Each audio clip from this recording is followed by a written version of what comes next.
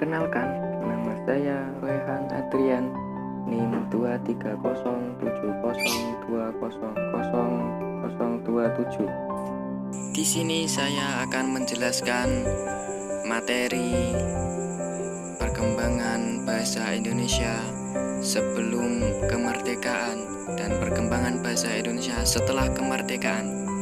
Pertama, saya akan menjelaskan materi perkembangan bahasa Indonesia sebelum kemerdekaan. Pada dasarnya, bahasa Indonesia berasal dari bahasa Melayu.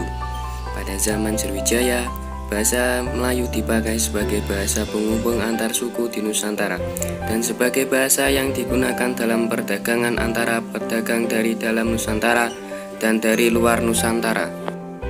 Perkembangan dan pertumbuhan bahasa Melayu tampak lebih jelas dari berbagai peninggalan-peninggalan.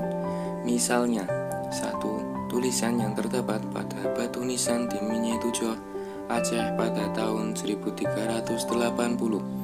2. Prasasti Gedukan Bukit di Palembang pada tahun 683. 3. Prasasti Talang Tua di Palembang pada tahun 684. 4. Prasasti Kota Kapur di Bangka Barat pada tahun 686.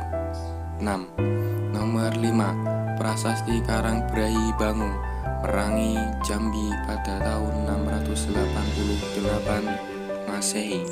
Pasca kemerdekaan terjadi mulai 18 Agustus 1945. Setelah hari itu, bahasa Indonesia terus mengalami dinamika perkembangan. 19 Maret 1947 menjadi awal di mana pembakuan ejaan bahasa Indonesia pasca kemerdekaan, yaitu ejaan Suwandi. Kemudian pada 28 Oktober 1954 yang bertepatan pada Hari Sumpah Pemuda dilangsungkan Kongres Bahasa Indonesia II berlokasi di Medan. Kongres Bahasa Indonesia dilangsungkan kembali pada 21 November 1983 dengan nama Kongres Bahasa Indonesia IV. Pertemuan itu menghasilkan tekad bahwa harus ada peningkatan pembinaan dan pengembangan bahasa Indonesia. Itu sesuai amanat GBHN.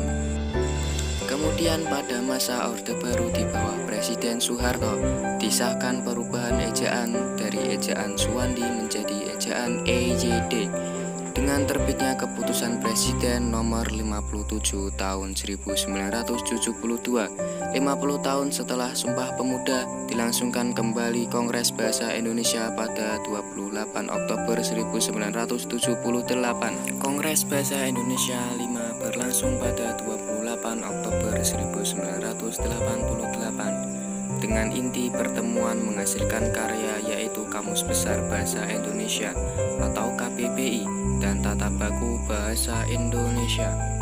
Kongres Bahasa Indonesia berlangsung sampai ke-7 sampai pada 26 Oktober 1998. Kongres Bahasa Indonesia 8 pada 14 Oktober 2003.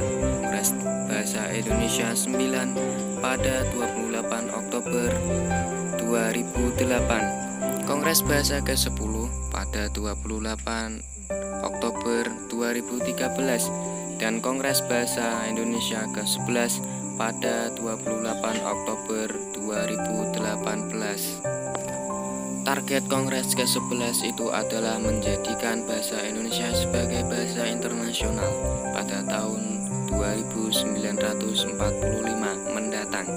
Kemudian pada 2015 melalui Peraturan Menteri Pendidikan dan Kebudayaan, maka aturan baku EYD diganti dengan aturan baku ejaan PUEBI.